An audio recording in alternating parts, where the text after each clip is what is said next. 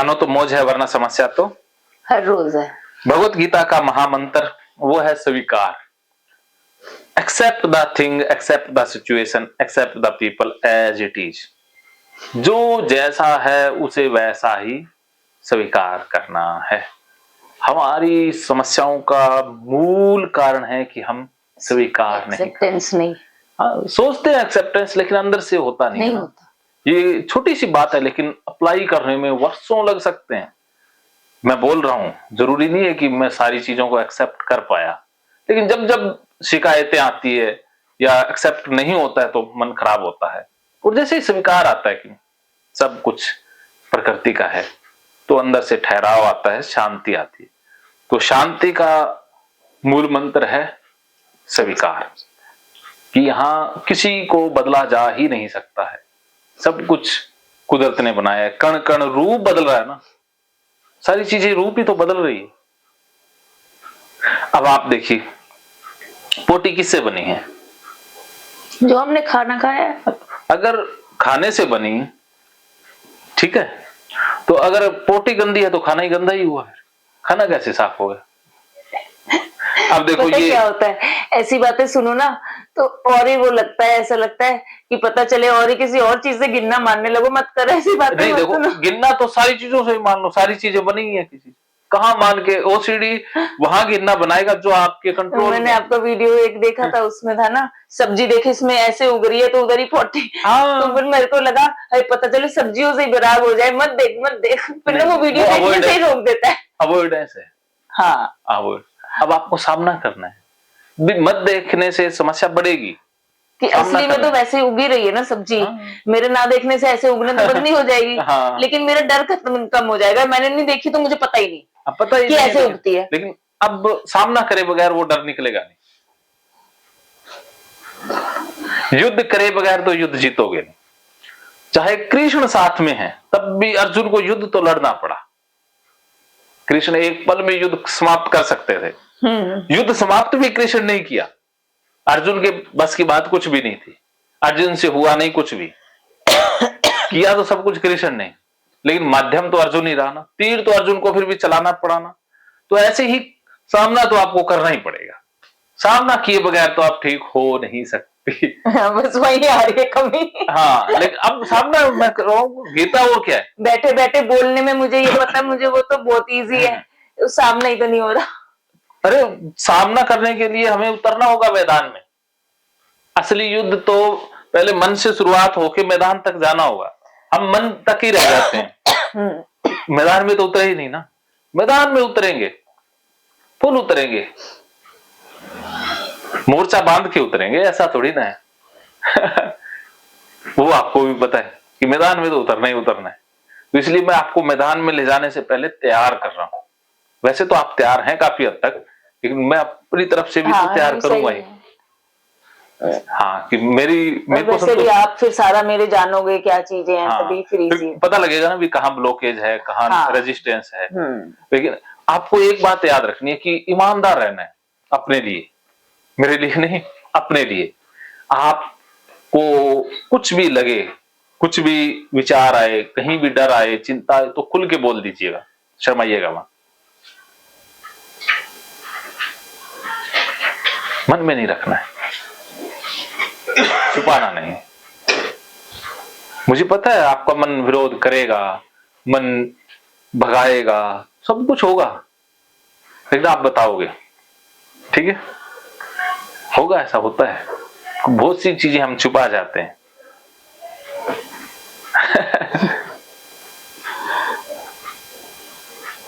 ठीक है, तो स्वीकार ये भी करना है कि आपको ओसीडी है, और ये ओसीडी किसी को भी हो सकती है। इसमें आपकी कोई गलती नहीं है, आपका कोई फॉल्ट नहीं है। हाँ। मुझे भी हुई है, इनको भी, हर बंदे को किसी न किसी प्रकार की ओसीडी है, और इसका पागलपन से कोई लेना देना ही नहीं। हाँ, नहीं वो तो पता है। हाँ, और जो रिकॉर्डिंग हो रही है, अर्जुन और कृष्ण की बातचीत भी रिकॉर्ड हुई ना, तो गीता बन गई, और करोड़ों अरबों इंसानों का फायदा हुआ, और होता ही रहेगा। तो हमारी बातचीत भी एक गीता है, ये रिकॉर्ड हो रही है, तो इसका फायदा मानवता को भी है, आपको भी है। अगर अर्जुन मना कर देता रिकॉर्डिंग से तो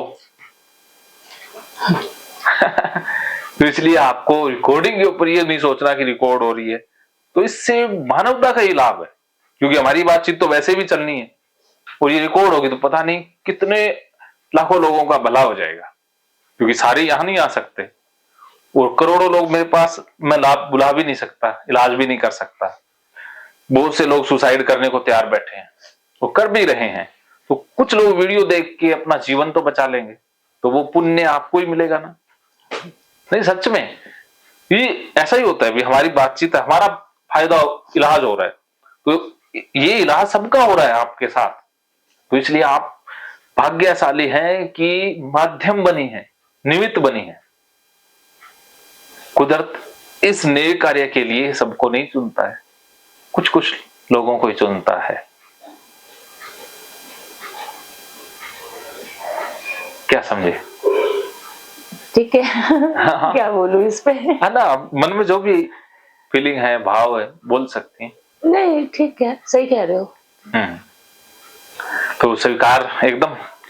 आपके मन में जो विचार आते हैं, ऑब्सेशन आते हैं कि हाथ धुले नहीं धुले, अभी एरिया साफ हुआ नहीं हुआ, वो तो मात्र ओसीडी के थॉट हैं। उनको स्वीकार करना कि हाँ ओसीडी है मुझे, तो ओसीडी जब है तो उसके लक्षण तो आएंगे ही ना, तो जरूरी थोड़ी ना है कि वो सच भी हो। जैसे अभी मच्छरों का सीजन है ना, मच्छर काटते ही है ना, और मच्छर काटने से कौन सा रोग फैलता है?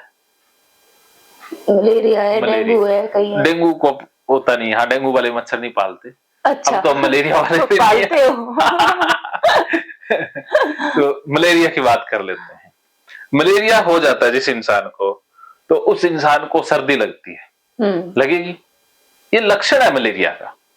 गर्मी के मौसम में भी उसे सर्दी लगेगी, वो रजाई भी ओढ़ लेगा। तो अब उसको जो सर्दी लग रही है वो क्यों लग रही है? क्योंकि मलेरिया है, बुखार है। हाँ, ये तो सच नहीं है कि सर्दी आ गई है, सच है क्या?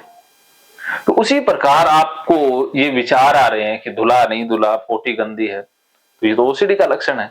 जरूरी थोड़ी है ना कि नहीं धुला, हो सकता है कि एरिया धुल ही गया हो सकता है कि पोटी गंदी ना ही हो, तो ओसीडी के कारण लग रहा है ना। क्या समझे?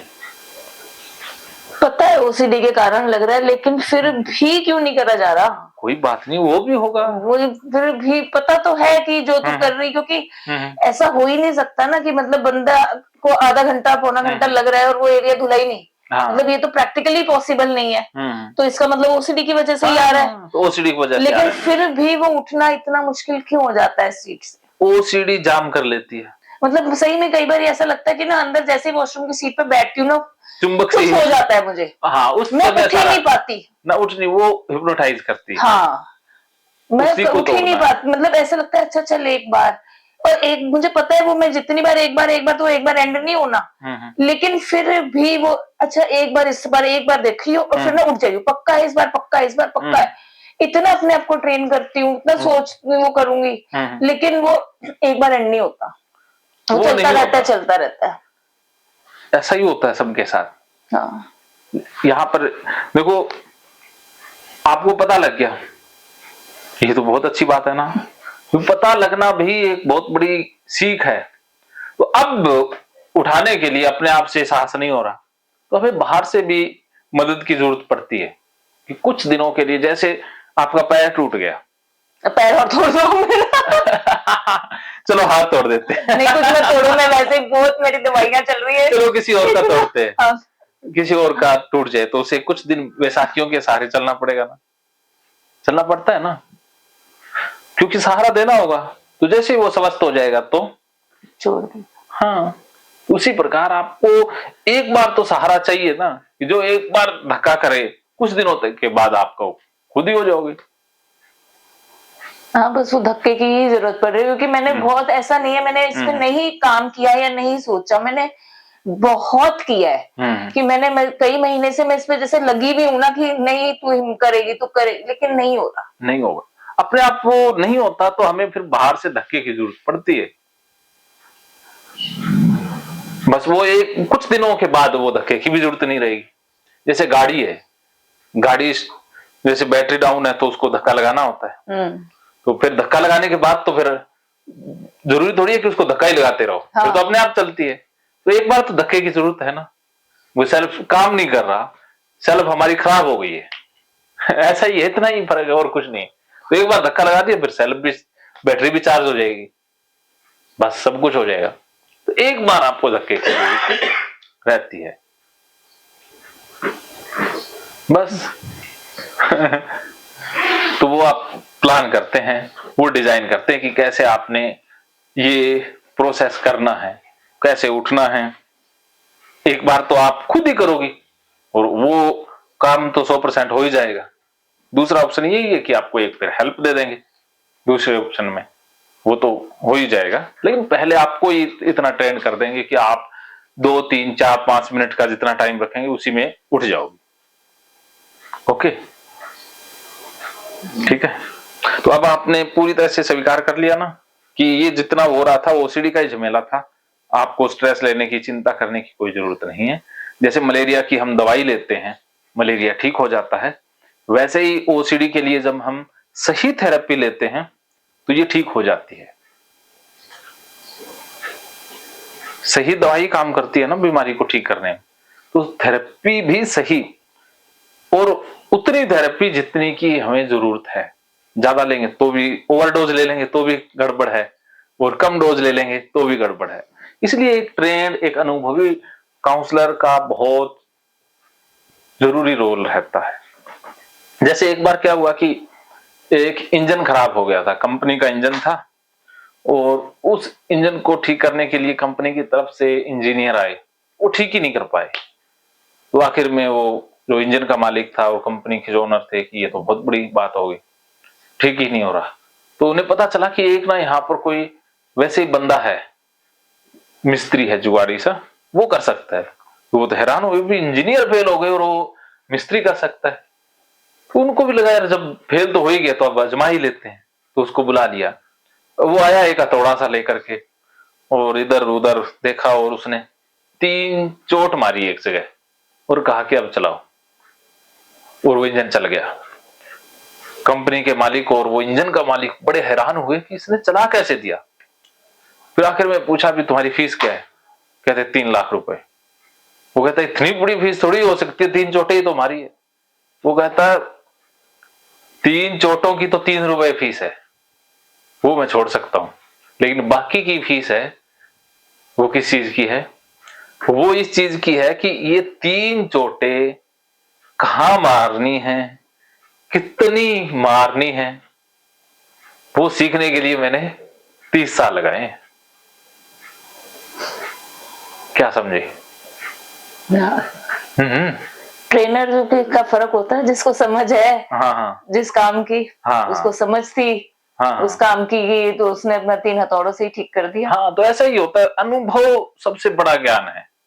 तो इसलिए क्या है कि किताबों से अनुभव नहीं मिलेगा, किताबों से सिर्फ शब्द मिल जाएंगे, असली अनुभव तो फील्ड में ही मिलेगा।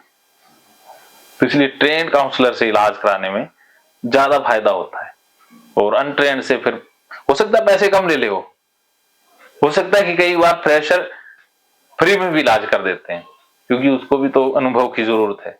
लेकिन उससे क्या कि हमें रिलीफ कम मिल पाता है, और कोई बात नहीं। इसलिए आप निश्चिंत रहो, मुझे इतना पता है कि आपको कौन सी थेरेपी कब कितनी डोज देनी है, अब आप छोड़ दो, ठीक है? ओके, तो अब हम आगे बढ़ते हैं। समर्पण जो दूसरा तरीका है, मानो तो मौज है वरना समस्या तो हर रोज।